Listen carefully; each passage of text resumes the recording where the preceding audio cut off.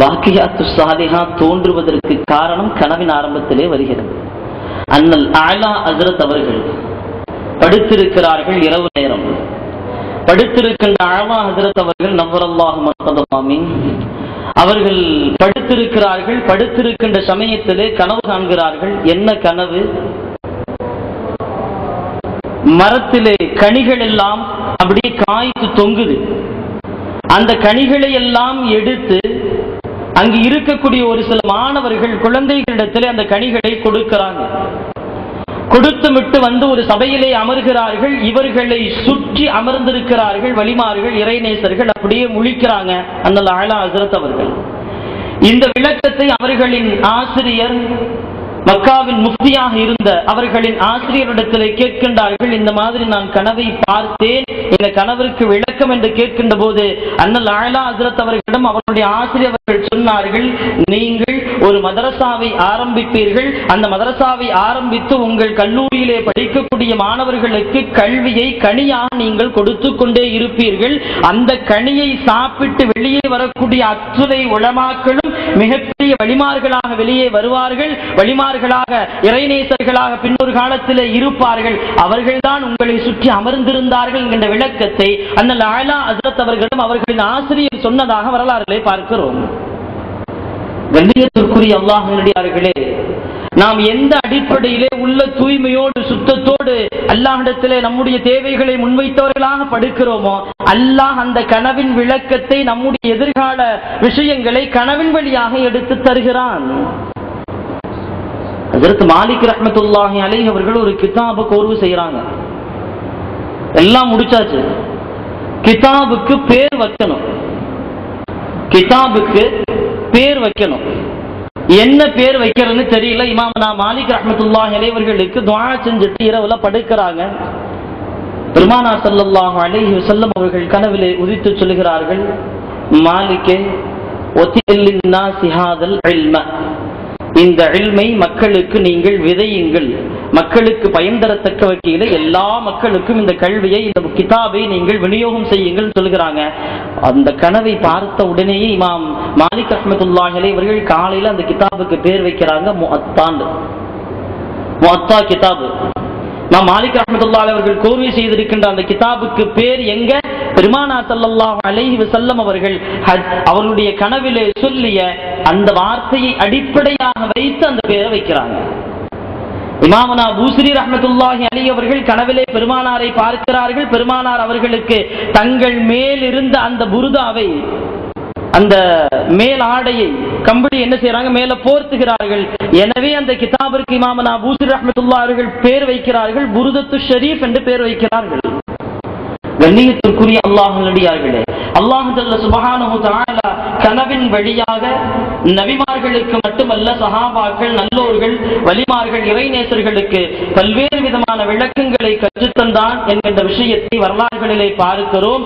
பெருமானார் ஸல்லல்லாஹு அலைஹி வஸல்லம் அவர்களுக்கு நபித்துவம் பட்டம் கிடைப்பதற்கு ஆரம்பம், அதனுடைய முன்னறிவிப்பாக இருந்ததே கனவுதான். ஹஜ்ரத் ஆயிஷா ரலியல்லாஹு அன்ஹா அவர்கள் சொல்கிறார்கள், அவ்வல மா புதிஅ பிஹி ரசூலுல்லாஹி ஸல்லல்லாஹு அலைஹி வஸல்லம் மினல் வஹ்யி அர்-ருயா ஸாலிஹா. பெருமானார் ஸல்லல்லாஹு அலைஹி வஸல்லம் அவர்களுக்கு நபித்துவம் கொடுக்கப்பட போகிறது என்கின்ற ஆரம்பத்தின் முன்னறிவிப்பாக அல்லாஹ் எதை தந்தான்? ஒரு நல்ல கனவை தந்தான் என்கின்றார்கள் ஹஜ்ரத் ஆயிஷா ரலியல்லாஹு அன்ஹா அவர்கள்.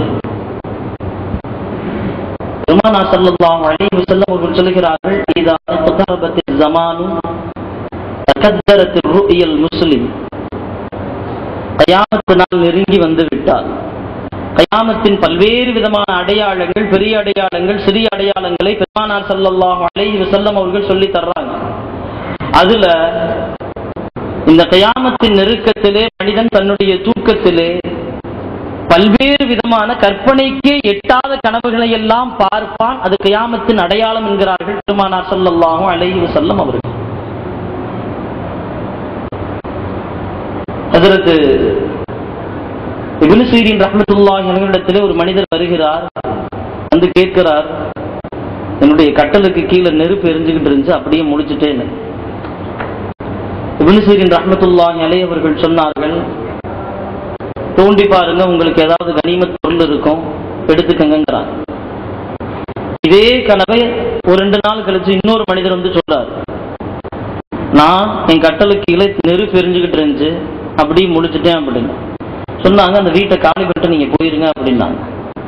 இருந்த நபர்களுக்கு ஒன்றும் புரியல, கனவு ரெண்டுமே ஒண்ணுதான், நான் விளக்க வேற வேறையா சொல்றீங்களேன்னு கேட்டப்ப இமாம் இப்னு சீரின் ரஹ்மத்துல்லாஹி அலைஹி அவர்கள் சொன்னார்கள், முதல் நபர் கட்டலுக்கு கீழே நெருப்பு இருக்கிறது, உங்கள் கட்டலுக்கு கீழே நீங்கள் தோண்டி பாருங்கள், உங்களுக்கு ஏதாவது பொருள் இருக்கும் சொன்னேன். காரணம், அவர் பார்த்த கனவு குளிர்காலத்திலே பார்த்தார். குளிர்காலத்திலே பக்கத்துல நெருப்பு இருந்துச்சுன்னா உடலுக்கு இதமாக இருக்கும். அதனால தான் சொன்னேன், நெருப்பு இருந்த இடத்திலே தோண்டி பாருங்கள், உங்களுக்கு கனிமத் இருக்கும் என்று சொன்னேன். இந்த மனிதர் இரண்டாவதாக வந்த மனிதர் சொன்ன காலம் கோடை காலம். கோடை காலத்துல அடியில நெருப்பு இருந்தா தூங்கத்தான் முடியுமா, நிம்மதியா தான் இருக்க முடியுமா? அதனால தான் சொன்னேன், வீட்டை காலி செஞ்சுட்டு வெளியே போங்கன்னு சொன்னேன். கண்ணியத்திற்குரிய அல்லாஹ்வுடையார்களே, நாம் பார்க்கின்ற ஒவ்வொரு கனவும் நம்முடைய அந்த தற்கால தற்சமய சூழ்நிலைகள் அடிப்படையில் தான் அல்லாஹ் நமக்கு ஏற்படுத்தி தருகிறான், கற்றுத் தருகிறான் என்பது மட்டுமல்ல, நாம் நிய்யத்தோடு அல்லாஹ்விடத்திலே முனாஜாத் செய்துவிட்டு இறைவா எனக்குண்டான விளக்கத்தை கனவின் மூலமாக காட்டி என்ற நிய்யத்தோடு படுத்தால் நிச்சயம் அல்லாஹ் காட்டி தருகிறான். வரலாறுகளிலே பார்க்கிறோம், இமாம் இப்னு நஹாஸ் திமிஷ்கி ரஹ்மத்துல்லாஹி அலைஹி அவர்கள் ஹிஜ்ரி 800 இந்த நிகழ்ச்சியை பதிவு செய்கிறார்கள். ஹிஜ்ரி 800 ஹஜ்ரத் அபூ குதாமா என்கின்ற ஒரு மனிதர், ஹுப்பிப இலைஹில் ஜிஹாது வல் கத்லு ஃபீ சபீலில்லாஹ். ஹஜ்ரத் இப்னு நஹாஸ் திமிஷ்கி ரஹ்மத்துல்லாஹி அலைஹி அவர்கள் சொல்கிறார்கள், அபூ குதாமா அவர்களுக்கு அல்லாஹ் எப்படி ஒரு ஆசையை கொடுத்தான் அப்படின்னா, இஸ்லாமிய எதிரிகளை எதிர்த்து போர் செய்து கொண்டே இருக்க வேண்டும், அல்லாஹ்வுடைய பாதையிலே சண்டையிட்டுக் கொண்டே இருக்க வேண்டும் என்கின்ற அந்த ஆசையை அவர்களுக்கு கொடுத்தான். இப்ப அவர்கள் வாழுகின்ற அந்த 700 ஹிஜ்ரி 750 ஈராக்கிலே இஸ்லாமியர்களுக்கும் எதிரிகளுக்கு மத்தியிலே ஒரு யுத்தம் நடைபெற போகிறது. அவர்கள் குதிரையிலே ஈராக்கிற்கு வருகிறார்கள். வந்து ஈராக்கிலே அந்த யுத்தம் நடைபெறுவதற்கு 2-3 நாட்களுக்கு முன்பாக ஹஜ்ரத் அபூ குதாமா ரலியல்லாஹு அன்ஹு அவர்கள் அவர்களுக்கு தேவையான உணவை வாங்குறாங்க, கடையில போய் வாங்குறாங்க. அவர்களுக்கு தேவையான ஆயுதங்களை வாங்குறாங்க, தன்னுடைய படைக்கு தேவையான ஆடைகளை எல்லாம் வாங்குறாங்க. வாங்கிட்டு ஒரு வீட்டை வாடகைக்கு எடுத்து அந்த வீட்டுல இரவு தூங்குறாங்க. இரவை தூங்குவதற்காக வேண்டி அவர்கள் படுக்கிறார்கள். அப்பொழுது கதவு தட்டப்படுகிறது. கதவை துறந்து பார்க்கிறார்கள். வெளியில ஒரு பெண்மணி நிற்கிறார்கள். ஓரமாக நிற்கிறார்கள். சலாம் சொல்கிறார்கள். அந்த பெண்மணி அபூ குதாமா அவர்கள், அலைக்கும் சலாம், யாருமா நீங்க, இந்நேரத்துல என்னை பார்க்க வந்திருக்கீங்களே, என்ன வேணும் என்று கேட்கிறாங்க. சொல்கின்றார்கள் அந்த பெண்மணி, தலப்து தஆம மா வஜத்து, இன்னைக்கு உணவுலாம் தேடினே, கடையில் எங்கேயுமே உணவு இல்லை, நீங்க எல்லாத்தையும் வாங்கிட்டு வந்ததான் சொன்னாங்க. ஓ தலப்து சிலாஹ, ஆயுதத்தை தேடினேன், ஆயுதம் எங்கேயுமே கிடைக்கல. ஓ தலப்துல் மலாபிச, ஆடையை தேடினேன், ஆடை எங்கேயுமே கிடைக்கல. சொன்னாங்க, நீங்க வாங்கிட்டு வந்துட்டா சொன்னாங்க. நான் எதற்காக வேண்டி தேடினேன் என்றால் என்னுடைய சுய தேவைக்காக வேண்டி அல்ல, நாளை நடைபெற போற யுத்தத்திற்கு நம்முடைய பங்கும் இருக்க வேண்டும் என்பதற்காக வேண்டி தேடினேன். ஒன்றுமே இல்லை என்று சொல்லிவிட்டார்கள். இப்பொழுது என்னிடத்திலே ஒரு கயிறு இருக்கிறது, அந்த கயிறை தருகிறேன், அந்த கயிறை பயன்படுத்தி உங்களுடைய குதிரையை நீங்கள் போரிலே கட்டி வைத்துக் கொள்ளுங்கள், அதன் காரணமாக என்னுடைய ஒரு பங்காக இருக்கட்டுமே சொல்றாங்க. கயிறுனா கயிறு இல்ல, அந்த பெண்மணிக்கு நீண்ட முடி. இப்னு நஹாஸ் ரஹ்மத்துல்லாஹி அலைஹி அவர்கள் சொல்கிறார்கள், அந்த பெண்மணிக்கு நீண்ட முடி. அந்த நீண்ட முடியை அறுத்து கயிறா திரிச்சு கொண்டு வந்து கொடுக்கிறாங்க. இந்த கயிறை நீங்கள், இந்த முடியை உங்களுடைய குதிரைக்கு பயன்படுத்துங்க. அதே மாதிரி இவர்கள் ஆச்சரியப்பட்டு அந்த முடியை, கயிறை வாங்கி பையில வச்சுக்கிட்டு காலையில போர் கிளம்புறாங்க. போரிட கிளம்பி யுத்த களத்திற்கு போய் கொண்டிருக்கின்ற பொழுது பின்னாடி இருந்து ஒருத்தர் கூப்பிடுறாங்க, யா அபா குதாமா அப்படின்னு. யாரோ கூப்பிடுறாங்கன்னு திரும்பி பார்க்கிறார்கள். பார்க்கின்ற பொழுது ஒரு 15 வயது நிரம்பிய ஒரு வாலிபன் குதிரையிலே நிற்கிறார். குதிரையிலே நிற்கின்ற பொழுது ஹஜ்ரத் அபூ குதாமா அவர்கள் என்ன வேண்டும் என்ன அப்படின்னு கேட்கிறப்ப சொன்னாங்க, இல்ல நானும் இந்த யுத்தத்துல கலந்துக்கணும். அவன் சொன்னா, உங்களுக்கு பெற்றோரெல்லாம் இருக்காங்கல்ல அப்படின்னு. இருக்கிறாங்க, அத்தா போர்ல வஃபாத் ஆயிட்டாங்க, அம்மா இருக்கிறாங்க அப்படின்னு. நீங்க சின்ன பிள்ளையா இருக்கீங்க, நீங்க அம்மாட்ட போய் ஹிதமத்து பண்ணுங்களேன்னு அனுப்பிச்சு வைக்கிறாங்க. இல்லை இல்ல நான் போரிலே சண்டையிட்டு வஃபாத்தாகணும், ஷஹீதாகணும், அதுக்கு தான் எங்க அம்மா அனுப்பிச்சு வச்சாங்க, எங்க அம்மா உங்களுக்கு தெரியுங்கிறாங்க. உங்க அம்மா எனக்கு எப்படி தெரியல? இல்ல எங்க அம்மா உங்களுக்கு அன்பளிப்பெல்லாம் கொடுத்தாங்க, எங்க அம்மா தான் சொல்லி அனுப்பிச்சாங்க, அபூ குதாமா ஒருத்தங்க இருப்பாங்க, அவங்க தான் படை தளபதி, அவர்களுக்கு பின்னால் செல்ல அவர்கள் வழிகாட்டுவான்னு சொல்லி அனுப்பிச்சு வச்சாங்க. இல்ல உங்க அம்மா நான் பார்த்தது இல்லையே, நீங்க நான் ஈராக்குக்கு நேற்று தான் வந்து எனக்கு தெரியாது என்று கேட்ட பொழுது, நேற்று ராத்திரி கதவை தட்டி கை கொடுத்தாங்கல்ல, அவங்க தான் எங்க அம்மா அப்படிங்கிறாங்க. ஆச்சரியத்து போகிறார்கள். திரும்பவும் சொல்றாங்க வேணா நீங்க வீட்டுக்கு போங்கன்னு. கேட்கல இவங்க. சரி, அடுத்த நாள் லுஹர் தொழுகைக்கு முன்னாடி, யுத்தத்துக்கு முன்னாடி லுஹர் தொழுகை. அப்ப அந்த வாலிபர் படுத்திருக்கிறார். படுத்திருக்கிற வாலிபரை இவங்க கவனிச்சு பாக்குறாங்க. அத்தா இறந்து போயிட்டாரு, வீட்டுல அம்மாவை கவனிக்கணும், இவர் இப்படி யுத்தத்திற்காக வேண்டி கிளம்பி வந்து விட்டாரு, இவர் வீட்டை யார் கவனிப்பது என்று தெரியவில்லை. அந்த கவலையோடு அந்த வாலிபனை பார்க்கின்ற பொழுது அந்த வாலிபர் அப்படியே சிரிக்கிறார். தூக்கத்துல சிரிக்கிறார், சந்தோஷத்தோடு சிரிக்கிறார், எழுந்திருக்கிறார், முகமலர்ச்சியோடு எந்திரிக்கிறார், சந்தோஷத்தோடு. அபூ குதாமா அவர்கள் கேட்கிறார்கள், லிமன் லஹைத்த, ஏன் சிரிச்சீங்க தூக்கத்துல கேட்டப்ப? இல்ல ஒண்ணும் இல்ல, ஒரு சின்ன ஒரு கனவு, அதனால தான் சிரிச்சேன். என்ன கனவை பார்த்தீங்க? நான் என்னுடைய தாய் எனக்காக வேண்டி அல்லாஹ்விடத்திலே துஆ செய்தார்கள், இறைவா என்னுடைய குழந்தையை நீ சொர்க்கத்திலே வையின்னு பல காலங்கள் துஆ செஞ்சு கொண்டே இருந்தாங்க. இப்ப போருக்கு வரப்ப கூட சொல்லிதான் அனுப்பிச்சாங்க, நீ ஷஹீதானமே தவிர பயந்து வந்துடக்கூடாதுன்னு சொன்னாங்க. நான் எப்படி இந்த போரை எதிர்கொள்ள போகிறேன்? களம் புதிது, வாளை தூக்குவது புதிது. இதுக்கு முன்னாடி சண்டையை வேடிக்கை தான் பார்த்திருக்கிறேன், சண்டை போட்டதில்லை. பயந்து கொண்டே அல்லாஹ்விடத்திலே துஆ செய்து படுத்தேன், இறைவா எனக்கு தைரியத்தை கொடு என்று படுத்தேன். கனவிலே நான் பார்த்தேன், இரண்டு அழகான பெண்மணிகள் என்னை அழைக்கிறார்கள். நான் சென்றேன். உதுகுலுல் கஸ்ர, இந்த கோட்டைக்குள்ள போங்கன்னு சொல்றாங்க. நான் இந்த கோட்டைக்குள்ளே நான் போகிறேன். உள்ள பார்த்தா கட்டலிலே ஒரு பெண்மணி அழகோடு அமர்ந்திருக்கிறார்கள். எனக்கு சொல்லப்படுகிறது இந்த பெண்மணி உங்களுடைய மனைவி என்று சொல்லப்படுகிறது. நான் மனைவி என்ற ஆச்சரியத்தோடு அவர்களை தொடுவதற்காக வேண்டி செல்கின்ற பொழுது அந்த ஹூருல் ஐன் பெண்மணி பேசுகிறார்கள், உங்களுக்கு இன்னும் ஒரு நாள் டைம் இருக்கு என்னை தொடுவதற்கு. நாளை லுஹருக்கு பின்பாகத்தான் நீங்கள் என்னுடைய கணவராக நீங்கள் போகிறீர்கள், எனவே நீங்கள் செல்லலாம் என்று சொல்லி அனுப்பி வைக்கிறார்கள். கோட்டையை விட்டு வெளியே வந்து கண்ணை திறக்கிறார்கள், முழிக்கிறார்கள், சிரிக்கிறார்கள். இந்த கனவை அபூ குதாமா அவரிடத்தில் சொல்கிறார்கள். இமாம் ஹஜ்ரத் இப்னு முஹாசிப் திமிஷ்கி ரஹ்மத்துல்லாஹி அலைஹி அவர்கள் சொல்கிறார்கள், யுத்த களம் ஆரம்பித்தது. ஒவ்வொரு நபருக்கும் அவரவர்களின் சொந்தக்காரர்கள் யுத்தத்திலே இருந்தார். ஒன்னு தந்தையா இருப்பார், மாமானா இருப்பார், மச்சானா இருப்பார், யாராவது இருப்பாங்க. ஆனால் இந்த வாலிபருக்கு மட்டும் சொந்தம் என்று சொல்வதற்கு இந்த யுத்தத்திலே யாருமே கிடையாது, என்னை தவிர. என்னை பாசத்தோடு அவர் யா அம்மி யா அம்மி என்று அழைப்பார். யுத்த களத்திலே யுத்தம் மூண்டு விட்டது. இவர் இதற்கு முன்னால் யுத்தம் செய்தது கிடையாது, இதற்கு முன்னால் போர் செய்தது கிடையாது. எங்கே இருக்கிறார் என்று தெரியவில்லையே, தேடி செல்கிறேன். யுத்த களத்தின் முதல் வரிசையிலே இருக்கிறார். நான் கேட்கிறேன், நீங்கள் இதற்கு முன்னால் யுத்தம் செய்யவில்லையே, ஏன் இப்படி சிரமப்பட்டீங்க? பின்னாடி வாங்க பார்த்துக்கலாம். இந்த வாலிபர் சொன்னார், என்ன நரகத்திற்கு அனுப்பலான்னு பாக்குறீங்களா? சொல்லிவிட்டு அல்லாஹ்வுடைய ஆயத்தை சொல்லி காட்டுகின்றார்கள், இதா லகைத்தும் ஃபித்னத்தன் ஃபஸ்புது, இதா லகைத்து ஃபிஅத்தன் ஃபஸ்புது. போர்க்களத்திலே நீங்கள் எதிரிகளை சந்தித்தால் அப்படியே நில்லுங்க, அல்லாஹ்வுடைய கட்டளை. அந்த கட்டளையை ஏற்றுக்கொண்டு யுத்த களத்திலே முதல் வரிசையில நிக்கிறேன், என்னை போய் பின்னாடி போய் நிக்கிறான்னு சொன்னப்ப அபூ குதாமா அவர்கள் சொன்னார்கள், இன்னக ஹிபத்துல் லில்லாஹ், நீ அல்லாஹ்விற்கு அன்பளிப்பு இன்று நில் என்று சொன்னார்கள். நின்று யுத்த களம் தொடங்கியது. போரிட்டார்கள். போரிட்டு எதிரிகளால் வாளால் வெட்டப்பட்ட அந்த குழந்தை கீழே விழல. ஒரு குதிரை அவர்களுடைய கழுத்தை மிதித்து விடுகிறது. கீழே விழுந்த சமயத்தில் அந்த குதிரை கழுதிலே மிதித்ததின் காரணமாக அப்படி மயக்கமுற்று படுத்திருக்கிறார்கள். யுத்தக்களம் முடிகிறது. எல்லா நபர்களுக்கும் புகருக்கு முன்பாக இஸ்லாமியர்களுக்கு வெற்றி கிடைத்து விட்டது என்கின்ற சந்தோஷத்தோடு யுத்த களத்திலே இருக்கிறார்கள். அபூ குதாமா அவர்கள் வாலிபரை தேடி செல்கிறார்கள். ஒவ்வொரு நபர்களும் அவர்களுடைய சொந்தத்தை, அவருடைய உறவினரை எடுத்துக் கொண்டு வந்து வைத்து, என்னுடைய சொந்தம் இதோ ஷஹீதாகி விட்டார் என்று பெருமையோடு பேசிக் கொண்டிருக்கிறார்கள். அந்த வாலிபன் எங்கே என்று தெரியவில்லையே என்று நான் கூட்டத்திலே தேடி சென்று பார்க்கிறேன். சப்தம் வருகிறது, யா அபா குதாமா, யா அபா குதாமா, யா அம்மி, அபூ குதாமாவே எங்கிருக்கிறேன் என்று சப்தம் வருகிறது. சென்று பார்க்கிறேன், சக்கராத்து நிலைமையிலே படுத்துக் கொண்டிருக்கிறார். சொன்னார்கள், உங்களை பார்த்து விட்டுதான் மரணிக்க வேண்டும் என்று நான் நினைத்தேன், அல்லாஹ் உங்களை காட்டினான்.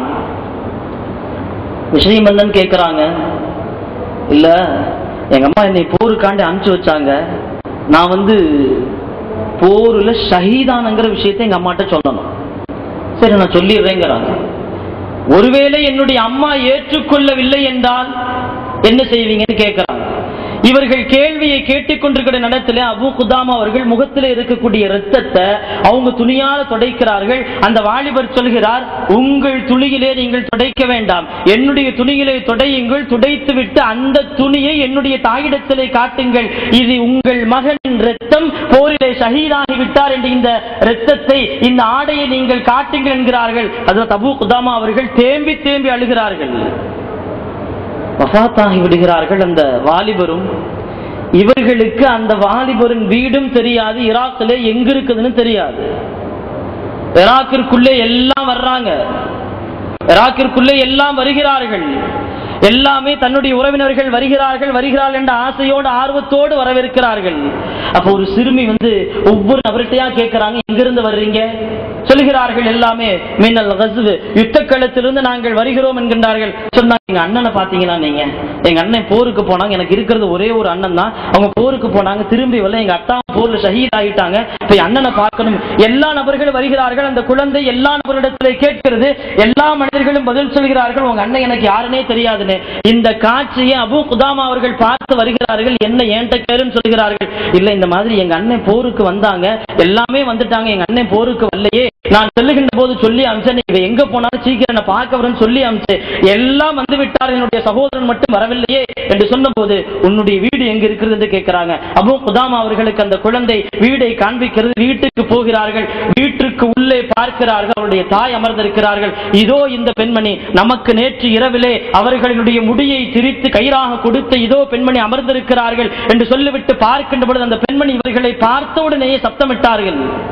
என்ன சத்தம்னா, கவலையில் அல்ல, இறைவா, என் மகன் போரில் இருந்து திரும்பி வந்துவிடக் கூடாது என்று துஆ செய்து அனுப்பினேன்.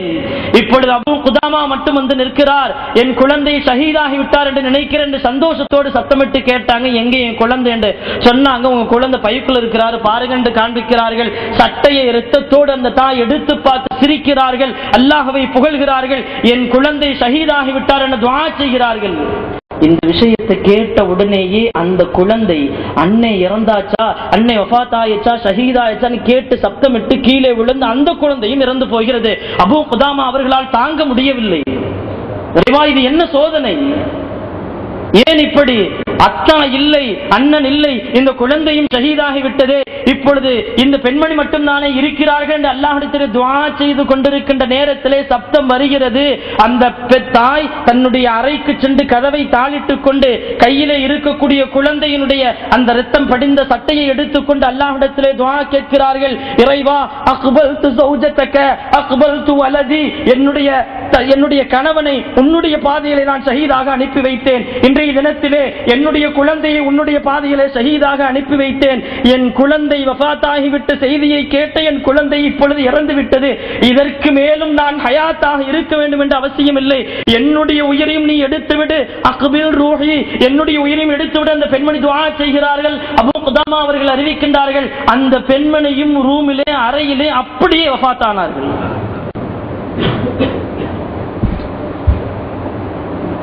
அபூ குதாமா அவர்களுக்கு ஒரு சந்தோஷம், அல்லாஹ் அவர்களை பொருந்திக் கொண்டான் என்கின்ற சந்தோஷம் இருந்தாலும் ஒரு கவலை இருந்துகிட்டே இருந்துச்சு. என்ன கவலை? மகன் இந்த உலகத்திலேயே ஹூருல் பெண்களை கனவிலே பார்த்து விட்டார். இந்த கனவை அந்த தாயிடத்திலே சொல்லாமல் போய்விட்டோமே, அவரை கேட்டிருந்தால் எவ்வளவு சந்தோஷப்பட்டிருப்பார் என்கின்ற அந்த கவலை உள்ளத்திலே இருந்து கொண்டிருக்கிறது. யுத்த களம் லுஹருக்கு முன்பாக முடிகிறது. லுஹருடைய அந்த நேரத்திலே அந்த வாலிபர் வஃபாத் ஆகிறார். சரியா லுஹருக்கு முன்பாக ரூஹ் மேலே செல்கிறது. ஹூருல் பெண்மணி சொன்னதை போல நாளை லுஹருக்கு பின்பாக நீங்கள் என்னுடைய கணவனிடம் அந்த ஹூருல் பெண்மணி கனவிலே சொன்னார்கள். அதே போன்ற அந்த வாலிபர் யுத்த களத்திலே லுஹருக்கு பின்பாக ஷஹீது, சொர்க்கத்திலே ஹூருல் பெண்ணை திருமணம் முடிக்கிறார்கள். கண்ணியத்திற்குரிய அல்லாஹ் நல்லடியார்களே, இமாம் இப்னு நுஹாஸ் திமிஷ்கி அவர்களின் கிதாபான மஷாரில் அஷ்வாக் என்கின்ற கிதாபிலே இந்த நிகழ்ச்சியை பதிவு செய்கின்றார்கள். இப்னு நுஹாஸ் ரஹ்மத்துல்லாஹி அலைஹி அவர்கள் எழுதி தந்திருக்கின்ற போர்கள் குறித்து எழுதி தந்திருக்கின்ற அத்தனை விஷயங்களையும் ஒட்டுமொத்த இமாம்களும் ஏற்றுக்கொள்கிறார்கள். அந்த இமாம் இப்னு நுஹாஸ் ரஹ்மத்துல்லாஹி அலைஹி அவர்கள் இந்த நிகழ்ச்சியை நமக்கு சொல்லித் தருகிறார்கள். சொல்லிவிட்டு கீழே நமக்கு எழுதி தருகிறார்கள், நீங்கள் அல்லாஹ்விடத்திலே உங்கள் எதிர்காலம் குறித்து, இறைவா என்னுடைய எதிர்காலத்தை நீ எப்படி வைத்திருக்கிறாய் என்று எனக்கு தெரியவில்லை, நான் எப்படி இருக்க போகிறேன் என்று தெரியவில்லை, எனவே எனக்குண்டான வாழ்க்கையின் வெளிச்சத்தை எனக்கு நீ காட்டு என்கின்ற துஆவோடு படுங்கள். அல்லாஹ் நிச்சயம் உங்களுக்கு கனவிலே விளக்கத்தை தருவான். காரணம், பெருமானார் ஸல்லல்லாஹு அலைஹி வஸல்லம் அவர்கள் சொன்னார்கள், என்னோடு நபித்துவம் முடிந்து விட்டது, எனக்கு பின்பாக அல்லாஹ் இந்த உலகத்திலே சுப செய்தியை தான் நபித்துவமாக தருகிறான். சஹாபாக்கள் கேட்டார்கள், யா ரசூலுல்லாஹ் சுப செய்தினா என்ன, அல்லாஹ் எப்படி தருவான்னு கேட்டப்ப பெருமானார் ஸல்லல்லாஹு அலைஹி வஸல்லம் அவர்கள் சொன்னார்கள், அர்-ருயா அஸ்-சாலிஹா, நீங்கள் பார்க்கின்ற நல்ல கனவுதான் இறைவன் புறத்திலிருந்து வருகின்ற சுப செய்தி. எப்படி நபிமார்களுக்கு அல்லாஹ் நபித்துவத்தை கொடுத்து கனவின் மூலமாக ஒரு சில விளக்கங்களை, கனவின் மூலமாக ஒரு சில கட்டளைகளை கற்றுத்தந்தானோ, அதே போன்று இந்த உலகத்திலே இஸ்லாமியர்களான உங்களுக்கு நீங்கள் பார்க்கின்ற நல்ல கனவுகள் தான் இறைவன் புறத்திலிருந்து வரக்கூடிய சுபச்சோபனம் என்றார்கள் பெருமானார் ஸல்லல்லாஹு அலைஹி வஸல்லம். கண்ணியத்திற்குரிய அல்லாஹ்வினடியார்களே, இந்த கனவு குறித்துண்டான விஷயத்திலே நாம் மிக ரொம்ப குறிப்பாக தெரிந்து கொள்ள வேண்டிய விஷயம் ஒன்னே ஒண்ணுதான். பார்க்கக்கூடிய கனவை யார்கிட்டையும் எந்த நேரத்திலும் சொல்ல வேணாம். இது மட்டும்தான், வேற ஒண்ணு தெரிஞ்சுக்க வேண்டிய அவசியம் இல்லை. பார்க்கக்கூடிய கனவை நல்ல கனவாக இருந்தால் சுக்ர் செய்யுங்கள். பயம் தருகிறது, கவலை தருகிற கனவாக இருந்தால் அல்லாஹ்விடத்திலே பாதுகாப்பு தேடுங்கள். அவ்வளவுதான். மீண்டும் ஞாபகப்படுத்துகிறேன், பெருமானார் சொன்னார்கள், பறவையின் காலிலே கட்டப்பட்ட காகிதத்தை போன்ற ஒரு கனவு வேகமா பறந்துச்சுன்னா கீழே விழுந்துரு காகிதம். அதே போன்று நீங்கள் சொல்லுகின்ற பார்த்த கனவு யாரிடத்துல சொல்றீங்களோ அவர் என்ன விளக்கத்தை அவரா சுயமா சொன்னா அதே வளர்ந்துரும். அல்லாஹ் எந்த விஷயத்தை உங்களுக்கு தர வேண்டும் என்று அல்லாஹ் நாடி இருக்கிறானோ அது நடக்காமல் போய்விடும் என்கின்ற விளக்கத்தை கனவு குறித்துண்டான விஷயத்திலே நாம் மிக தெளிவாக தெரிந்து வைத்துக் கொள்ள வேண்டும். இந்த கனவை ஹஜ்ரத் யூசுப் அலைஹிஸ்ஸலாம் அவர்கள் சகோதரத்திலே சொன்னதின் காரணமாகத்தான் பல்வேறு விதமான கொடுமைகள், பல்வேறு விதமான சித்திரவதைகள், தன் குடும்பத்தை பிரிந்தார்கள் என்ற வரலாறை பார்க்கிறோம். வல்ல அல்லாஹ் ஜல்ல சுப்ஹானஹு தஆலா நம் எதிர்கால வாழ்க்கையை மிகச் சிறப்பாக ஆக்கி தருவானாக. நம் பார்க்கின்ற கனவுகளை அல்லாஹ் நமக்கு சந்தோஷம் அளிக்கக்கூடிய இறைவன் புறத்திலிருந்து வரக்கூடிய கனவுகளாக அல்லாஹ் ஆக்கி தருவானாக. ஒருபோதும் ஷைத்தானின் புறத்திலிருந்து கவலையை ஏற்படுத்தக்கூடிய, துக்கத்தை ஏற்படுத்தக்கூடிய கனவை அல்லாஹ் தராமல் நம்மை பாதுகாப்பானாக. வல்ல அல்லாஹ் ஜல்ல சுப்ஹானஹு தஆலா நாம் எதை கேட்டோமோ, எதை சொன்னோமோ அதன் பிரகாரம் நடக்கக்கூடிய நல்மக்களாக அல்லாஹ் நம் அனைவரையும் ஆக்கி. இந்த மரியாதைக்கு மரித்தான அல்லாஹ்வின் நல்லடியார்களே, சகோதரர்கள், இந்த உலகத்திலே ஒரு மனிதனுக்கு கிடைக்கக்கூடிய பொருள்களிலே ஒரு மனிதன் தனக்குண்டான சந்தோஷத்தை, மகிழ்வை, நிம்மதியை எந்த பொருள்களிலிருந்து பெற்றுக் கொள்கிறான் என்பதை ஹஜ்ரத் பெருமானார் ஸல்லல்லாஹு அலைஹி வஸல்லம் அவர்கள் முத்தாய்ப்பாக சொல்லி காட்டினார்கள். அல் மர்அத்து ஸாலிஹா, ஒரு நல்ல பெண்மணி. பெருமானார் ஸல்லல்லாஹு அலைஹி வஸல்லம் அவர்கள் சொல்கிறார்கள், ஒரு நல்ல பெண் உங்களுக்கு மனைவியாக அமைவது மட்டும்தான் இந்த உலகத்திலே நீங்கள் அடையக்கூடிய மிகப்பெரிய சொத்து. காசும் பணமும் ஒரு நேரம் வரைக்கும் இன்பத்தை தரலாம். நாம் சம்பாதித்து வைத்திருக்கின்ற மாட மாளிகைகள், கோடிகள், லட்சங்கள் எல்லாம் மனைவி மட்டும் சரியா அமையலாம் அப்படின்னா ஏன்டா சம்பாதிச்சோம் நிலைமைக்கு நம்ம யோசிக்க ஆரம்பிச்சிடும். மதரசாலாம் அடிக்கடி எங்களுக்கு எங்க உஸ்தாது நசீஹத் பண்றப்ப இந்த ஒரு நசீஹத்தை அடிக்கடி சொல்லிக்கிட்டே இருப்பாங்க. ஓதக்கூடிய காலத்துல அல்லாஹ் ரசூலுடைய கல்வியை நீங்கள் படித்துக் கொண்டிருக்கிறீர்கள். சாப்பிடுகின்ற சாப்பாடு பைத்துல் மாலுடைய சாப்பாடு. அதற்குண்டான ஹக்கை மிகச்சரியாக செய்ய வேண்டும். செய்யலனா அல்லாஹ் எங்கு தண்டிப்பான்? எந்த உலகத்தை மனிதன் எதிர்பார்த்து இருக்கிறானோ அந்த உலகத்துல கொண்டு போய் விட்டுட்டு பொண்டாட்டிட்ட மாட்டி விட்டுருவான். எங்கேயும் தப்பிக்க முடியாது, எங்கிட்டு வெளியே வர முடியாது. இது அல்லாஹ் மனிதனுக்கு தரக்கூடிய மிகப்பெரிய தண்டனை என்கிறார்கள் நம்முடைய முன்னோர்கள் இமாம்கள் எல்லாம். உண்மைதான். இன்னைக்கு நமக்கு சம்பாதிப்பதற்கு ஒண்ணும் இல்லை, காசு இல்லை, பணங்கள் இல்லை, ஒண்ணுமே இல்லாட்டியும் பரவாயில்லை. மிகச்சரியான மனைவி மட்டும் ஒரு மனிதனுக்கு அமைந்து விட்டால் அவனுக்கு காசு, பணங்கள், லட்சங்கள் எதுவும் தேவையில்லை. அந்த ஒன்றை கொண்டு மட்டும் அவன் நிச்சயமாக இந்த உலகத்திலே நிம்மதியோடு சந்தோஷத்தோடு வாழ்வான். இந்த உலகத்திலே மனைவியை அடையப்பட்டு லட்சங்கள் எல்லாம் இருந்து மனைவி மட்டும் ஒழுங்கா இல்லை அப்படின்னா எல்லாமே நான் சொல்றேன். அந்த வகையிலே இந்த உலகத்திலே பெருமானாரினுடைய மிகச்சிறந்த மகளாக ஹஜ்ரத் அலி ரலியல்லாஹு அன்ஹு அவர்களுடைய மிகச்சிறந்த மனைவியாக, ஹசன் ஹுசைன் ரலியல்லாஹு அன்ஹு அவர்களுடைய மிகச்சிறந்த தாயாக ஹஜ்ரத் ஃபாத்திமா ரலியல்லாஹு அன்ஹா அவர்கள் வருகிறார்கள். ஃபாத்திமா ரலியல்லாஹு அன்ஹா அவர்களுடைய நினைவு தினமாக இருப்பதால் ஒரு சில விஷயங்களை மட்டும் அவர்கள் குறித்து ஞாபகம் படுத்தி நிறைவுக்கு வருகின்றேன். ஹஜ்ரத் ஃபாத்திமா ரலியல்லாஹு அன்ஹா அவர்களுடைய வாழ்க்கையிலே நாம் தெரிந்து கொள்ள வேண்டிய விஷயம் நிறைய நிகழ்ச்சிகள், சம்பவங்கள் எல்லாம் எழுதப்படுகிறது. நாம் பலமுறை கேட்ட சம்பவங்கள், பலமுறை கேட்ட நிகழ்ச்சிகள் தான், கிஸ்ஸாக்கள் தான்.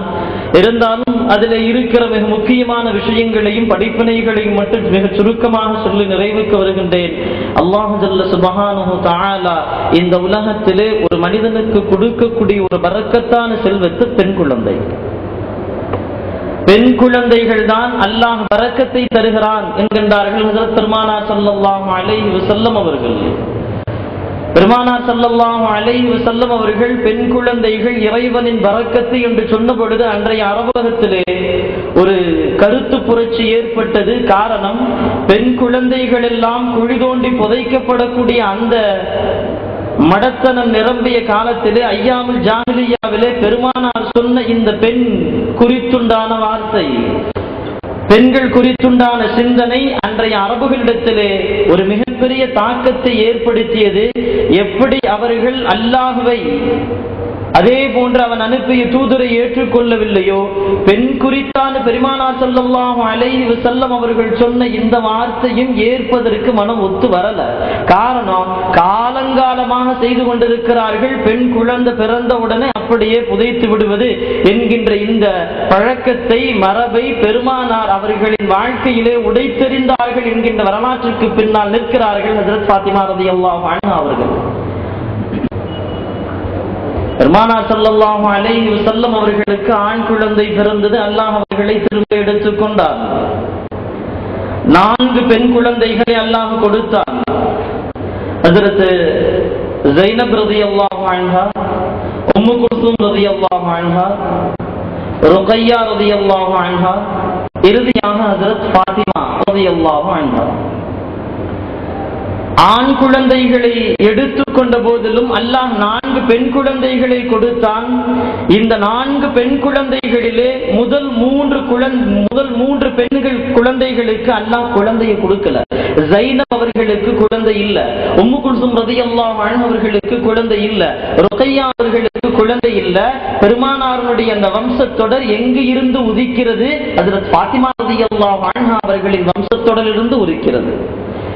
அதனால் பெருமானார் ஸல்லல்லாஹு அலைஹி வஸல்லம் அவர்களுக்கு மற்ற எல்லா பெண் குழந்தைகளை விடவும் ஃபாத்திமா ரலியல்லாஹு அன்ஹா அவர்களின் மீது அளப்பரிய பாசம் இருக்கின்ற வரலாறை நாம் நபிகள் பெருமானார் ஸல்லல்லாஹு அலைஹி வஸல்லம் அவர்களின் வாழ்க்கையிலே பார்க்கலாம். ஹஜ்ரத் ஃபாத்திமா கடைசி குழந்தை, பெருமானாருடைய கடைசி பெண் குழந்தை, 7 வயதே நிரம்பிய பெண் குழந்தை, பெருமானாருடைய பாசத்தை, அன்பை நிரம்ப பெற்ற பெண் குழந்தை ஹஜ்ரத் ஃபாத்திமா ரலியல்லாஹு அன்ஹா அவர்கள். பெருமானார் ஸல்லல்லாஹு அலைஹி வஸல்லம் அவர்கள் மக்காவிலே தொழுகிறார்கள். நமக்கெல்லாம் தெரிந்த மிக பிரபல்யமான நிகழ்ச்சி, பெருமானார் அவர்கள் மக்காவிலே கஅபாவிலே நின்று அல்லாஹ்விற்காக வேண்டி தொழுகிறார்கள். நீண்ட நேரம் சஜ்தா செய்கிறார்கள். அன்றைய கஅபாவிலே கூட்டம் கூட்டமாக ஒவ்வொரு கோத்திரத்தாரும் அமர்ந்து கொண்டு பேசிக் கொண்டிருப்பார்கள். கடைகள் எல்லாம் இருக்கும். அந்த நிலையிலே பெருமானார் நீண்ட நேரம் சஜ்தாவிலே இருக்கிறார்கள். சஜ்தாவிலே இருக்கின்ற பெருமானாரை பார்க்கின்ற அபூஜஹல் சொல்கிறான், ஒட்டக குட்டியின் அந்த பிறப்பினுடைய கழிவை யார் கொண்டு வருவது? கொண்டு வந்தால் உங்களுக்கு அந்த வெகுமதிகளை தருகிறேன் என்று. அபூஜஹல் உடனே அவளுடைய பேச்சை கேட்டுவிட்டு நான் செல்கின்றேன் என்று ஒரு மனிதன் செல்கின்றான். தூக்க முடியா முடியாமல் அந்த ஒட்டக குட்டியினுடைய கழிவை எடுத்து கொண்டு வந்து ஹஜ்ரத் பெருமானார் ஸல்லல்லாஹு அலைஹி வஸல்லம் அவர்களினுடைய தோல் புஜத்தின் மீது வைத்து விடுகிறான். பெருமானார் அவர்கள் சஜ்தாவிலே இருக்கிறார்கள். பெருமானாருக்கு இது போன்று நடக்கப் போகிறது என்கின்ற விஷயம் தெரியாது. ஒரு நாற்றம் எடுத்த அந்த கழிவு குடலை, ஒட்டக குட்டியின் பிறப்பின் மீது வருகின்ற அந்த கழிவு குடலை பெருமானாருடைய அந்த தோல் புஜத்தின் மீது வைக்கப்படுகிறது. இந்த நிகழ்ச்சியை எழுதுகின்ற இமாம்கள் அப்படியே கீழே எழுதுறாங்க, பெருமானார் ஸல்லல்லாஹு அலைஹி வஸல்லம் அவர்களுக்கு அல்லாஹ் அவர்கள் உடலில் இருந்து அத்துணை மனத்தை கொடுத்திருந்தான். அவர்களின் வியர்வை துளி மனமாக இருந்தது. அவர்கள் கைப்பட்ட பொருள்கள் எல்லாம் மணக்க ஆரம்பித்தது. வரலாறிலே புகாரி ஷரீஃபிலே பதியப்பட்ட ஆதாரபூர்வமான ஹதீஸ், ஹஜ்ரத் பெருமானார் ஸல்லல்லாஹு அலைஹி வஸல்லம் அவர்கள் ஹஜ்ரத் உம்மு ஹானி ரலியல்லாஹு அன்ஹா அவர்களின் இல்லத்திலே படுத்திருக்கிறார்கள். ஒரு தோல் பாய் விரிப்பு, அந்த தோல் பாய் விரிப்பிலே படுத்திருக்கிறார்கள். படுத்து நன்றாக உறங்கிக் கொண்டிருக்கின்றார்கள். பெருமானார் ஸல்லல்லாஹு அலைஹி வஸல்லம் அவர்கள் ஹஜ்ரத் உம்மு ஹானி ரலியல்லாஹு அன்ஹா அவர்கள் தூங்கிக் கொண்டிருக்கின்ற பெருமானாரின் உடலில் இருந்து வருகின்ற அந்த வியர்வை துளியை ஒவ்வொரு துளியாக எடுத்து ஒரு கண்ணாடி குடுவையிலே பெருமானாரனுடைய வியர்வை துளியை சேர்க்கிறார்கள். சேர்த்து கொண்டிருக்கின்ற செயலை பெருமானார் யதார்த்தமாக முடிக்கின்றார்கள், பார்க்கின்றார்கள். என்ன செய்யறீங்க?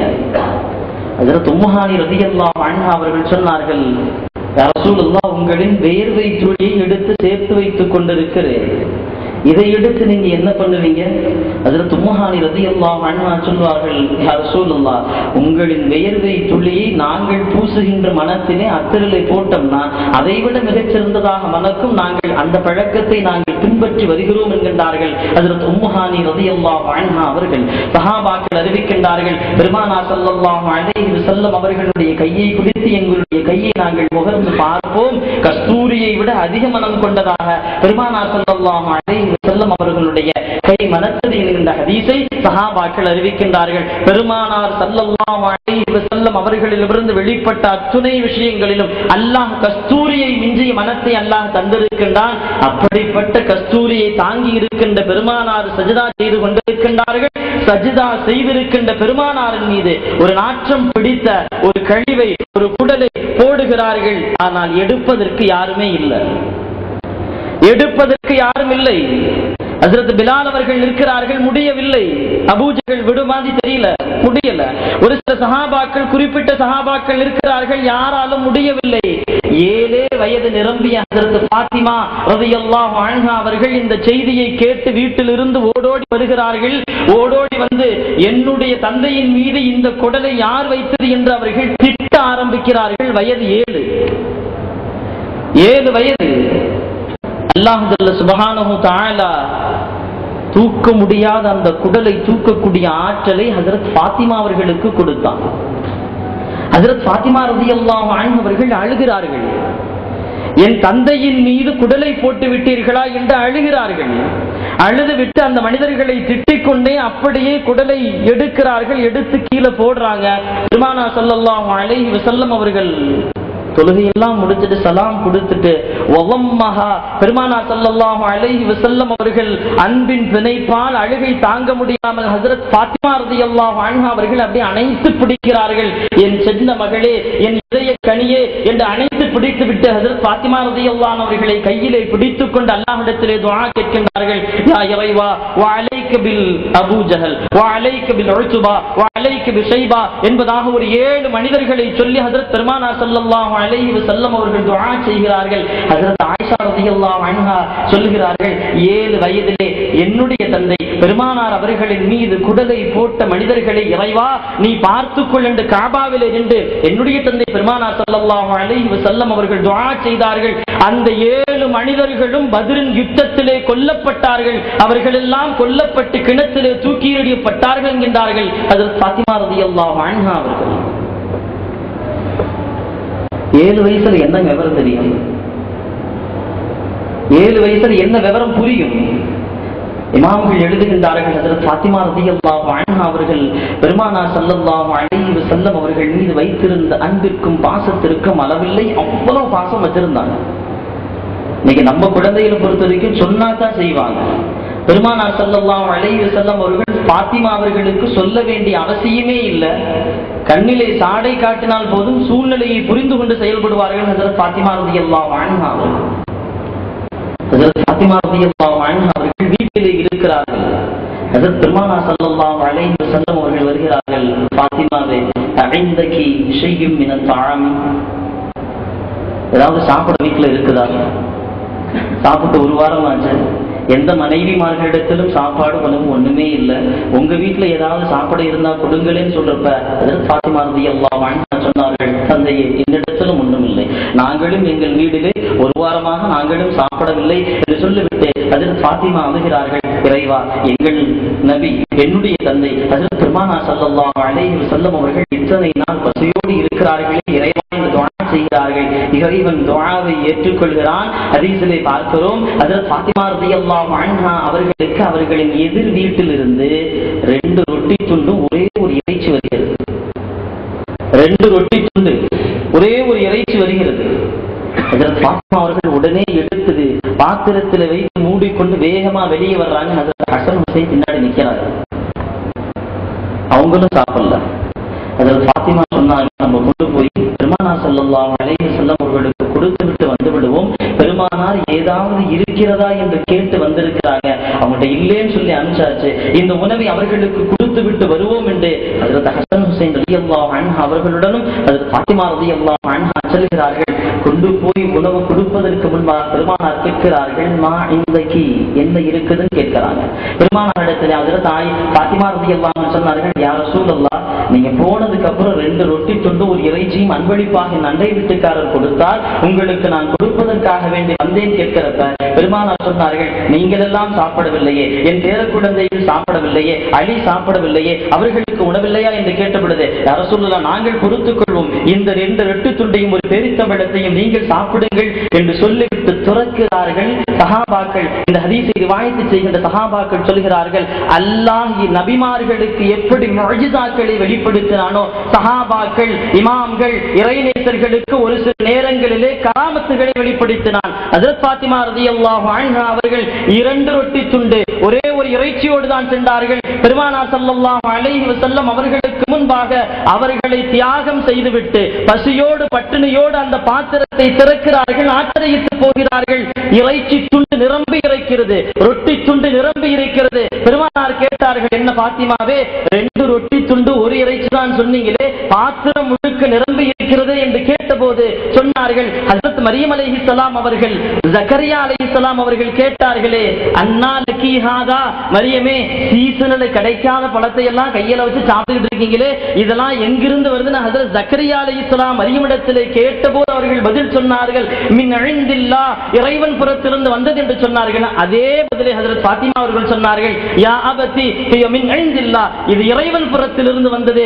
வீட்டில் இருந்து வருகிற போது 2 ரொட்டி துண்டு ஒரு இறைச்சி தான் உங்கள் முன்னால் திறந்து பார்க்கிறேன், தெரியவில்லை இத்தனை இறைச்சி துண்டுகள் இருக்கிறது, இத்தனை ரொட்டி துண்டுகள் இருக்கிறது என்று தெரியவில்லை என்று சொல்கிறார்கள். பெருமானார் ஸல்லல்லாஹு அலைஹி வஸல்லம் அவர்கள் அலி அவர்களை அழைத்து வாருங்கள் என்று வரவழைத்து அலி ரலியல்லாஹு அன்ஹு அவர்கள் பாத்திமா ரலியல்லாஹு அன்ஹா தங்கள் குடும்பத்தோடு உட்கார்ந்து அமர்ந்து சாப்பிடுகிறார்கள்.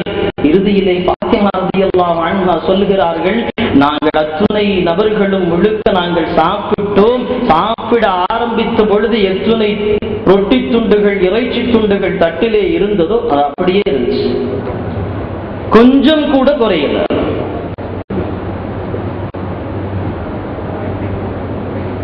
சஹாபாக்கள், இமாம்கள், வலிமார்கள் அவர்களின் வாழ்க்கையில் இருந்து பல்வேறு விதமான படிப்பினங்களை, பாடங்களை நாம் எடுத்துக்கொள்ள வேண்டும், புரிந்துணர்வோடு செயல்பட வேண்டும் என்பதற்காக வேண்டி அல்லாஹ் ஜல்ல சுப்ஹானஹு தஆலா சில சமயங்களிலே இது போன்ற கராமத்துகளை வெளிப்படுத்தினான் என்பதற்கு இந்த விஷயங்கள் எல்லாம் நமக்கு அடையாளமாக, சாட்சியாக நாம் எடுத்துக்கொள்ளலாம். பெருமானார் ஸல்லல்லாஹு அலைஹி வஸல்லம் அவர்கள் தங்கள் வாழ்க்கையில் அதிக நேரத்தை ஹஜ்ரத் பாத்திமாவின் வீட்டிலே தான் கழிப்பார்கள். பெருமானார் எந்த அளவுக்கு தங்களுடைய மகள் பாத்திமா ரலியல்லாஹு அன்ஹா அவர்களின் மீது பாசத்தோடு இருந்தார்கள், மதீனாவிலிருந்து மக்காவிலிருந்து வெளியூருக்கு செல்வதாக இருந்தால் பெருமானார் எல்லாத்தையும் சொல்லி முடிச்சுட்டு கடைசியா யார்கிட்ட போவாங்க, பாத்திமாவே, இந்த ஊருக்கு நான் வெளியூர் போறேன், பார்த்துக்கங்க, நல்லா இருங்க என்று சொல்லிவிட்டு வருவாங்க. ஊரிலிருந்து திரும்பி வந்தா நேரா எங்கதான் வருவாங்க? மனைவிமார்கள் இல்ல, தன் மகளிடத்திலே வருவார்கள். மகளே வந்து விட்டேன், சலாமத்தோடு நல்லா இருக்கிறையா என்று மகளை நலம் விசாரித்து விட்டு தன் மனைவிமார்களை பார்ப்பதற்காக வேண்டி செல்வார்கள் என்கின்ற வரலாறுகளை பார்க்கிறோம். பெருமானார் ஸல்லல்லாஹு அலைஹி வஸல்லம் அவர்கள் தங்கள் ஹயாத்தின் பெரும்பாலான பகுதிகளை ஹஜ்ரத் ஃபாத்திமா ரலியல்லாஹு அன்ஹா அவர்களுக்கு அவர்களுடனேயே கழித்திருக்கிறார்கள் என்ற வரலாறை பார்க்கிறோம். பெருமானாருடைய மனைவிமார்களுக்கு ஏதாவது ஒரு விஷயத்தை பெருமானார்ட்ட தூது சொல்லணும், எத்தி வைக்கணும்னா யார் தான்? ஃபாத்திமா. அத்தாட்ட கொஞ்சம் சொல்லுங்கள, நம்ம சொன்னாலும் நீங்க சொல்லுங்களேன். ஹஜ்ரத் ஃபாத்திமா ரலியல்லாஹு அன்ஹா அவர்கள் எப்படி யோசிப்பாங்கன்னா, அத்தாட்ட சொன்னா கோவப்படாம இருந்தா விஷயத்தை சொல்லலாம், கோவப்படுற மாதிரி இருந்தா சொல்லவே வேண்டாம். பெருமானார் ஸல்லல்லாஹு அலைஹி வஸல்லம் அவர்கள் மனைவிமார்களிலே கதீஜா ரலியல்லாஹு அன்ஹா அவர்களுக்கு பின்பாக பெருமானார் அதிகம் நேசித்த மனைவி ஹஜ்ரத் ஆயிஷா ரலியல்லாஹு அன்ஹா. ஒரு சின்ன வழக்கு வருது. பெருமானாருடைய மனைவிமார்கள் 2 டீமா இருக்கிறாங்க. ஆயிஷா ரலியல்லாஹு அன்ஹா பரவாயில்ல, பெருமானார் என்ன செஞ்சாலும் கரெக்டா தான், ஓகே, ஒன்றும் பிரச்சனை இல்லை, அல்லாஹ் அப்படியே நான் இருக்கிறான் என்கின்ற ஒரு கூட்டம். ஹஜ்ரத் உம்மு சுலைம் ரலியல்லாஹு அன்ஹா அவர்களின் பக்கம் ஒரு 4-5 மனைவிமார்கள். உம்மு சல்மா ரலியல்லாஹு அன்ஹா அவர்களின் பக்கம் 4-5 பேர். என்ன வழக்கு வருதுன்னா, ஹஜ்ரத் பெருமானார் ஸல்லல்லாஹு அலைஹி வஸல்லம் அவர்கள் எந்த இரவுல ஹஜ்ரத் ஆயிஷா ரலியல்லாஹு அன்ஹா அவர்களுடன் தங்குகிறார்களோ அந்த நேரத்துல தான் எல்லாமே கொண்டு வந்து பெருமானாருக்கு அன்பளிப்பு எல்லாம் கொடுக்கிறாங்க. பெருமானார் எங்க வீட்டுல தங்குறப்ப கொடுக்கலாம்ல, யாருமே கொடுக்கறது இல்ல. எங்கதான் கொடுக்கறாங்க? பெருமானார் ஸல்லல்லாஹு அலைஹி வஸல்லம் அவர்கள் எந்த இரவிலே ஹஜ்ரத் ஆயிஷா ரலியல்லாஹு அன்ஹா அவர்களுடன் தங்குகிறார்களோ அந்த இரவிலே தான் அன்பளிப்பு கொடுக்கக்கூடியவர்கள் எல்லாம் அன்பளிப்பு கொடுக்கிறார்கள். இது ஒரு சலசலப்பு ஏற்படுத்துச்சு. அது என்ன அங்க மட்டும் போறது, எங்களுக்கு எல்லாம் வர்றது இல்லையா? இது சரியில்லையே, பெருமானார்ட்ட இந்த விஷயத்தை சொல்லணுமே. வரலாறுகளிலே பார்க்கிறோம், சஹாபாக்கள் பெருமானாருக்கு அன்பளிப்பு கொடுப்பதற்கு கையில வச்சுக்கிட்டு இருப்பாங்களாம், பார்ப்பாங்களாம் பெருமானார் எந்த வீட்டுக்கு போறாங்கன்னு. வேற மனைவிமார் வீட்டுக்கு போனா கொடுக்க மாட்டாங்களாம். ஹஜ்ரத் ஆயிஷா அவர்களின் வீட்டுக்கு போனா தான் ஒரு 2 நாள் கழிச்சு கூட கொடுக்கலாம், 2 நாள் கழிச்சு பெருமானார் அங்க போவாங்க, அங்க கொண்டு போய் கொடுப்போம் என்று கொடுத்தார்கள். காரணம், ஹஜ்ரத் ஆயிஷாவை பெருமானார் ஸல்லல்லாஹு அலைஹி வஸல்லம் அவர்கள் அந்த அளவுக்கு நேசித்தாங்க. இது ஒரு வழக்கா வந்து நிக்குது. ஹஜ்ரத் ஃபாத்திமாட்ட எல்லா மனைவிமார்களும் சொல்லுகிறார்கள், குறிப்பாக உம்மு சல்மா அவர்கள் சொல்லுகிறார்கள், பெருமானாரிடத்தில் சொல்லுங்கள், இந்த ஆயிஷா பின்த் அபீ குஹாஃபா ரலியல்லாஹு அன்ஹா அவர்களின் விஷயத்திலே சற்று நீதியோடு நடத்திக் கொள்ளுங்களே என்று பெருமானாரிடத்தில் நீங்கள் சொல்லலாமே என்று சொல்கிறார்கள். ஹஜ்ரத் ஆயிஷா அப்படியே ஃபாத்திமா ரலியல்லாஹு அப்படியே போகிறார்கள். போய் சொல்கிறார்கள், யா ரசூலுல்லாஹ், மனைவிமார்கள் என்னுடைய தந்தை என்னுடைய தாய்கள் இது போன்ற ஒரு வழக்கை உங்களிடத்திலே முன்வைக்கிறார்கள் என்ற போது பெருமானார் இதுக்கு பதிலும் சொல்லல, இதுக்கு தீர்ப்பையும் சொல்லல, ஒரே ஒரு வார்த்தை தான் கேட்டாங்க, நான் விரும்புகின்ற விஷயத்தை நீங்க விரும்புறீங்களா இல்லையா? இதுதான் பதில். நான் விரும்புகின்ற விஷயத்தை ஃபாத்திமாவே நீங்கள் விரும்புகிறீர்களா இல்லையா? யா ரசூலல்லாஹ், நான் விரும்புகிறேன். வந்து விட்டார்கள், எந்த பதிலுமே இல்ல. ஹஜ்ரத் உம்மு சல்மா கேட்கிறாங்க, என்ன சொன்னாங்க அப்படின்னு. பெருமானார் விரும்புறாங்க, நானும் விரும்புறேன். இவங்களும் பதில் சொல்லாம வந்துட்டாங்க. திருப்பியும் உம்மு சல்மா ரலியல்லாஹு அன்ஹா 3 தடவை பெருமானாரிடத்திலே போகிறார்கள். யா ரசூலல்லாஹ், இதுக்கு ஏதாவது ஒரு முடிவு சொல்லுங்களேன் என்று 3 தடவை போகிறார்கள். பெருமானார் கடைசியாக ஒரே ஒரு பதிலை சொன்னார்கள், என்னுடைய மனைவிகளிலே ஹஜ்ரத் ஆயிஷா ரலியல்லாஹு அன்ஹா அவர்கள் சிறந்தவர்கள். எதை போன்று உணவுகளிலே தரீது எப்படி சிறந்த உணவோ அதே போன்று மனைவிகளிலே ஹஜ்ரத் ஆயிஷா சிறந்தவர்கள் என்றார்கள். ஹஜ்ரத் பெருமானார் ஸல்லல்லாஹு அலைஹி வஸல்லம் அவர்கள் ஏற்கனவே இங்கு நாம் சொல்லி இருக்கிறோம், ஹஜ்ரத் ஆயிஷா ரலியல்லாஹு அன்ஹா அவர்களுக்கு அல்லாஹ் பெருமானாருடன் 10 விஷயங்களிலே ஒரு தனித்துவத்தை தந்திருக்கிறான், வேறு எந்த விஷயங்களையும் தரல. ஹஜ்ரத் உம்மு சல்மா ரலியல்லாஹு அன்ஹா அவர்கள் 3வது தடவை கேட்கிறார்கள், ஆயிஷா ரலியல்லாஹு அன்ஹா அவர்களின் பெயரை சொல்லியே கேட்கிறார்கள். பெருமானார் சொன்னார்கள், இதற்கு அப்புறம் ஆயிஷாவின் விஷயத்திலே யாரும் என்னிடம் முறையிட வேண்டாம். காரணம், ஆயிஷாவின் மடியிலே படுத்திருக்கின்ற சமயத்திலே அல்லாஹ் வஹி இறக்கி இருக்கின்றான். வேறு எந்த மனைவிமார்களுக்கும் அல்லாஹ் இந்த அந்தஸ்தை கொடுக்கவில்லை. எனவே லா துஸீனி ஃபி ஆயிஷா, ஆயிஷாவின் விஷயத்திலே நீங்கள் என்னை ஏதாவது சொல்லி என்னை நீங்கள் ஆழ்த்தி விடாதீர்கள், கவலையை தந்து விடாதீர்கள் என்கின்றார்கள் ஹஜ்ரத் பெருமானார் ஸல்லல்லாஹு அலைஹி வஸல்லம் அவர்கள். இப்படி ஒரு சில நேரங்களிலே மனைவிமார்கள் பெருமானார் ஸல்லல்லாஹு அலைஹி வஸல்லம் அவர்களுக்கு ஏதாவது ஒரு விஷயத்தை எத்தி வைப்பதற்காக வேண்டி ஹஜ்ரத் ஃபாத்திமா ரலியல்லாஹு அன்ஹா அவர்களை பயன்படுத்துவார்கள் என்ற வரலாறை பார்க்கிறோம். ஃபாத்திமா ரலியல்லாஹு அவர்களுக்கு உள்ள சிறப்பை போன்றே அல்லாஹ் அலி ரலியல்லாஹு அவர்களுக்கும் ஒரு சில சிறப்புகளை கொடுத்தான். ஹஜ்ரத் ஹசன் ஹுசைன் ரலியல்லாஹு அவர்களுக்கும் ஒரு சில சிறப்புகளை கொடுத்தான். காரணம், பெருமானாரின் குடும்பம் அஹ்லு பைத் என்கின்ற அடிப்படையிலே ஒவ்வொரு நபர்களும் ஒரு தனித்தின சிறப்பை பெற்றிருந்தார்கள் என்ற சரித்திரத்தை பார்க்கிறோம். தப்சீர்களிலே எழுதப்படுகின்றது, ஹஜ்ரத் அலி ரலியல்லாஹு அன்ஹு அவர்கள் கலீஃபாவாக இருக்கிறார்கள். இஸ்லாத்தின் 4வது ஜனாதிபதி கலீஃபாவாக இருக்கிறார்கள். கலீஃபாவாக இருக்கின்ற ஹஜ்ரத் அலி ரலியல்லாஹு இடத்திலே ஒரு வழக்கு, ஒரு அடிமை, அலி அவர்களுக்கு மிக பிடித்தமான ஒரு அடிமை, கருப்பு நிற அடிமை, திருடி விட்டார். இதுதான் வழக்கு. கேட்கிறார்கள், திருடினியாங்க? அடிமை சொல்கிறார், ஆம் திருடினேன். கை வெட்டப்படுகிறது. கை வெட்டப்பட்டு அப்படியே திரும்பி வந்து கொண்டிருக்கின்ற சமயத்துல ஹஜ்ரத் சல்மான் பாரிசி ரலியல்லாஹு அவர்களை அந்த அடிமை சந்திக்கிறார். 2 பேரும் பார்க்கிறாங்க. ஹஜ்ரத் சல்மான் பாரிசி ரலியல்லாஹு அவர்கள் கேட்கிறாங்க, என்ன ஆச்சு, கையை காணமே அப்படின்ட்டு. இந்த மாதிரி திருடுனே தீர்ப்பு செஞ்சாங்க, வெட்டப்பட்டுச்சு, கை போயிருச்சு என்றார்கள். சொல்லிவிட்டு ஹஜ்ரத் சல்மான் பாரிசி ரலியல்லாஹு இடத்திலே அந்த அடிமை சந்தோஷத்தோடு சொல்கிறார், ஹஜ்ரத் அலி யார் தெரியுமா?